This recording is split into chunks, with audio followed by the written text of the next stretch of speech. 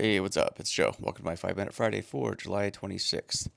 So I'm just hanging out in Prague right now with my family. We're on a family vacation going through Europe, and it's awesome. I come to Europe a ton, but it's nice coming here and actually not having to work and just showing my family around a lot of cool things that I've seen and a lot of cool things I haven't seen actually. So yeah, Europe is awesome. A lot of history here. If you're able to do so, I highly recommend. Just traveling through Europe. It's dope. A lot of history.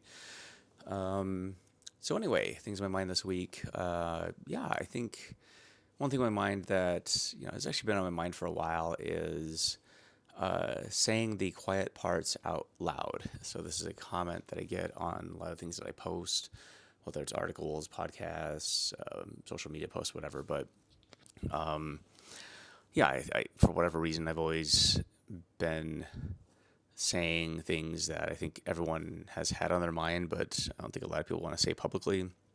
For whatever reason, I go ahead and do it. so, I just want to kind of unpack what that means for a bit and give some examples. 'Cause I think this is something I would certainly like to see more people doing.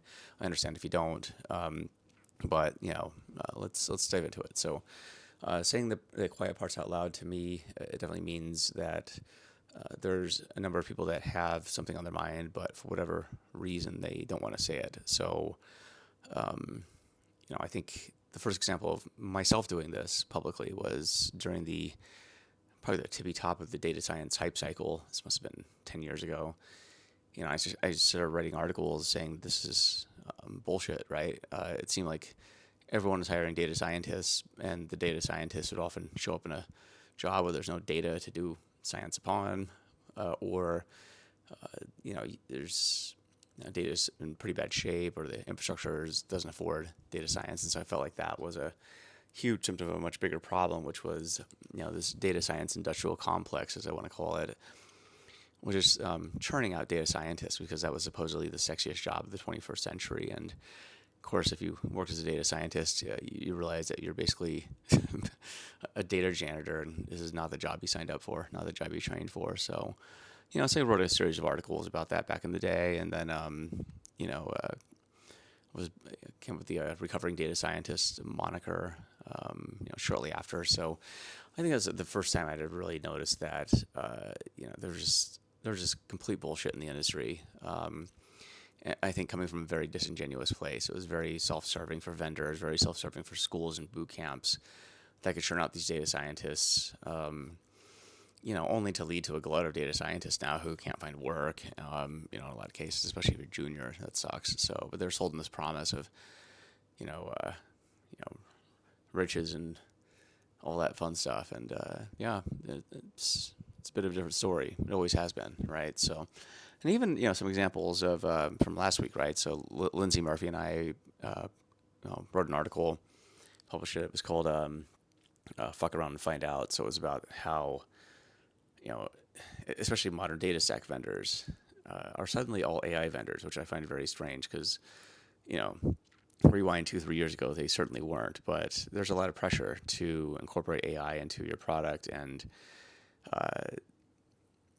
So anyway, whether it makes any sense or not, right? It seems like every company is now an AI company, and I foresee this current AI bubble bursting, I think, pretty soon. I think for a lot of reasons, people are a bit underwhelmed by large language models and the utility of them. There's certainly some great utility, don't get me wrong. I mean, I use them all the time.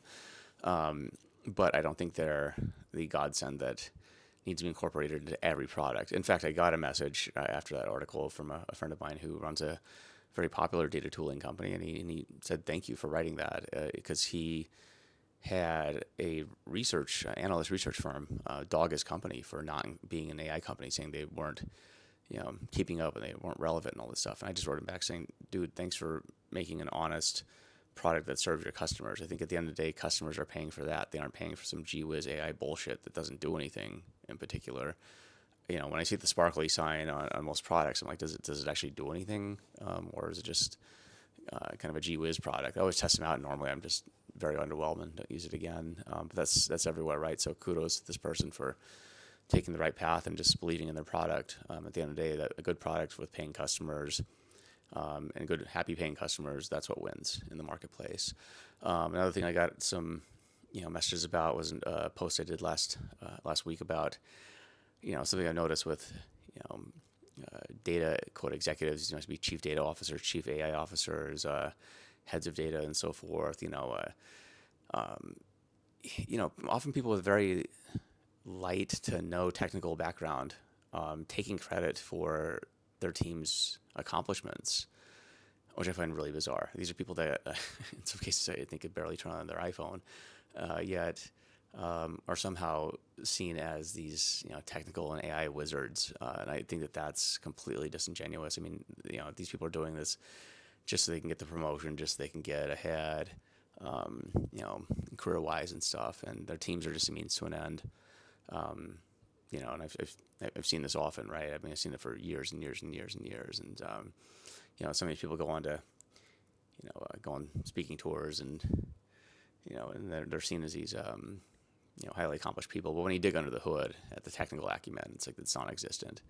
And so I think that's bullshit, right? If you're going to claim that you've accomplished all these things with, technology, you should be able to back it up, right? Or else you're just riding the coattails of your team, which I think is very, very disingenuous. And so that's something I've seen over the years. But I got like probably 100 messages on that saying, "Oh my God, thanks for calling this out. I could never say this in public, but my boss is like that." And it's like, Jesus, yeah, it happens all the time. I'm not sure what it is about corporate America that seems to, get quote leaders into place. And it's funny because leadership is it's like, oh, you got to be able to communicate really well, and you got to communicate with the business. Yeah, no shit, that's kind of like table stakes. But I think if you are a technical leader, you should understand at a bare minimum the technical underpinnings of what you're trying to do. And all too often, I've seen that that's not the case. And so I think that's something I called out, and a lot of people were very, very happy about that. So anyway, these are some examples of saying the quiet part out loud, right? I'm in a position where I can say these things, I guess, without fear of my employer getting pissed off or whatever. I feel like, but it's not coming from a place of trying to be cranky. I think it's coming from a place of just wanting the industry to do better, from a place of honesty and pushing technology forward for the right reasons, not for self-serving vendor-driven interests, right? And so that's really what I have a beef with, is just a lot of the things we've been seeing in the industry, or just motivated by, big tech, big vendors, big egos, and so forth. And so, part of my motivation is just to, I guess, call it out when I see it, and hopefully, that at least leads to some other people maybe changing their perceptions on things, and I think maybe taking a more sober viewpoint of the state we're in right now. I mean, there's a lot of problems that be solved in technology, right? And sometimes I feel like we're focusing on the wrong things. But here we are. So anyway, yeah. So I'm going to go walk around Prague with my family right now, and yeah, have a good weekend, and we'll talk to you later. Bye.